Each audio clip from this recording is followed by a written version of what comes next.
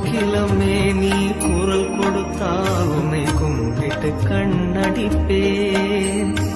கோபுரமே உன்னை சாய்த்து கொண்டு உந்தன் கூந்தலில் மீன் பிடிப்பேன். வெண்ணிலவே உன்னை தூங்க வைக்க உந்தன் மேலுக்கு சொடுக்கெடுப்பேன்.